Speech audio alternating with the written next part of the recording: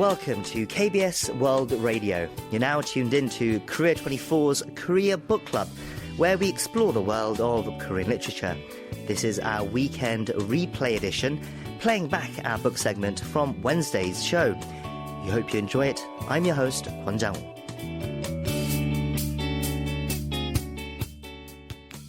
Joining me in the studio now is Barry Welsh, our literary critic, with another work for us to explore. Barry, hello. It's great to see you again. Hi, it's great to be back. Okay, so Barry, what do you have for us this week? So this week we're reviewing a selection of poetry by Ra Heeduk, published in the summer edition of the Korean Literature Now magazine and translated by Eun-Gwi Chung. Regular listeners will know that Korean Literature Now is a quarterly magazine published by the Literature Translation Institute of Korea, and it's also available for free online. It's a fantastic resource for anyone interested in Korean literature and always has short stories, excerpts from novels, and poetry translations like today's selection available for readers. And the theme of the summer edition is climate change, or more specifically climate grief, and there are various articles on this topic, including an excellent selection of poetry from Ra Heeduk, as well as a very revealing, insightful interview with Na herself and a fascinating article about her career. Na debuted in 1989 by winning the Chungang New Writers Award for her poem To the Roots. She teaches creative writing at Seoul National University and has won numerous awards over a very long career. And she's published many volumes of acclaimed and popular poetry.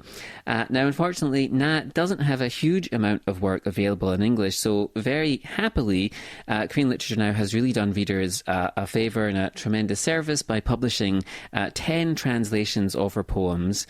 And we should also be very thankful for the sterling work of translator Eun-Gwi Chung. The poems are mostly focused on climate change and environmental issues and provide a startling look at the forces changing the world, mainly, it has to be said, for the worst.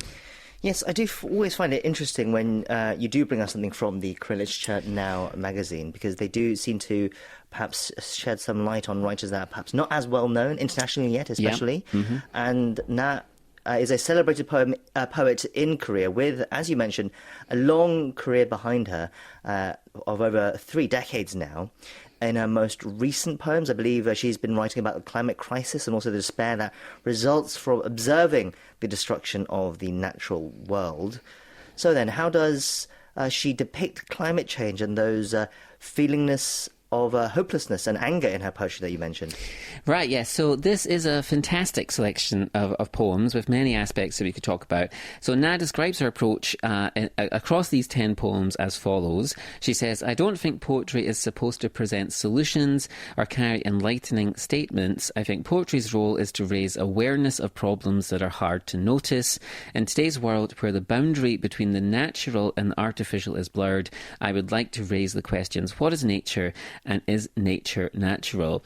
And so we can certainly see this sort of exploratory approach in her poems. So, for example, one of the poems is called Glacier's Funeral, and this was inspired by a group of environmentalists in the Swiss Alps region who held a funeral for the Pisol Glacier.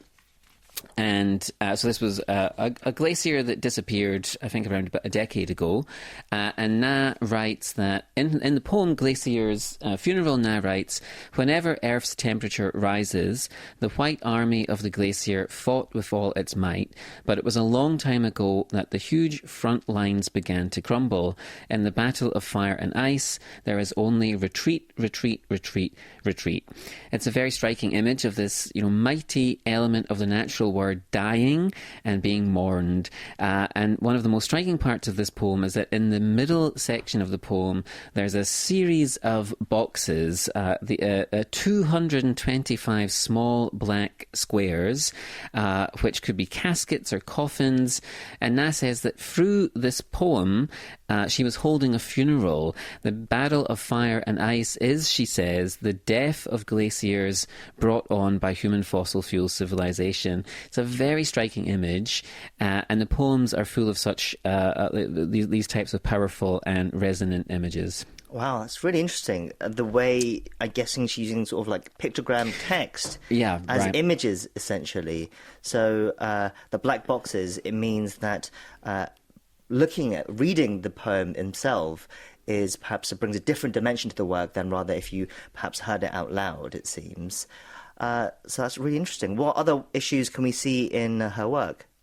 Right, yes. So there's various other things that work in these poems. So even if they are often linked by environmental concerns. So, for example, Blood and Oil draws connections between climate change and war. Na says that her focus in this poem is the fact that petroleum, the blood that fuels contemporary civilization, and human blood are both carbon compounds that contain porphyrin. And the poem ends with the lines, as Russian oil and Ukrainian blood sometimes can be synonyms. And so it's a very damning indictment of our dependency on fossil fuels. Then we have a poem called A Black Leaf, and that's inspired by the Chernobyl nuclear disaster and the dark tourism that has sprung up around the site. And Na says that this poem reflects her despair or anger that human consumption even targets catastrophes. And in this poem she asks, what did we learn from a few nuclear lessons?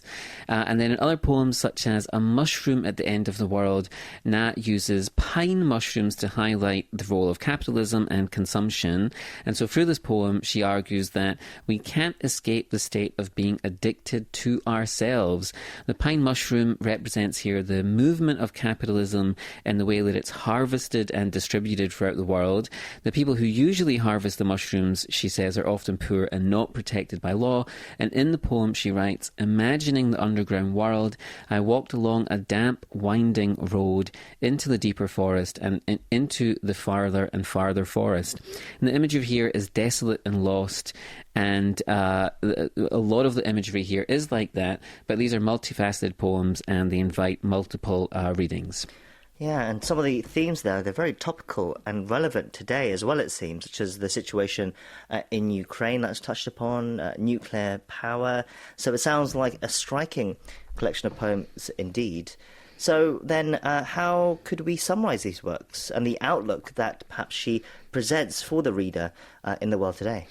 Right, so in the interview, she says at one point that I think poetry belongs at the end of the world as well. It stands precariously close to the end and imagines the world beyond the end, the outside. And this selection of poems is written at the end of things, with disaster seeming to loom overhead. The overall feeling these poems impart is that we're on the brink of something momentous, some kind of massive change that we won't be able to turn back from. And Na, I'm afraid, is not optimistic that we can change course. There's very little solace here. She says our lives and consciousness won't ever be free of civilization and capitalism. But she says she's trying to look beyond these things.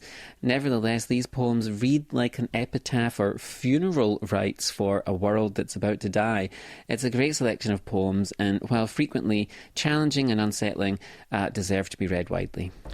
Right, so it's quite dark, but I think it's a powerful snapshot as well of what a lot of us are feeling, I think, the powerlessness of the looming climate crisis and what we can do to address it. It sounds great. So once again, these are poems that you can find in the summer edition of the Korean Literature Now magazine by Ra Heeduk. That's where we're going to wrap it up for our book club this week. Barry, thank you for telling us about that, and we'll see you again soon. Okay, take care. And that's all for this week's Korea Book Club.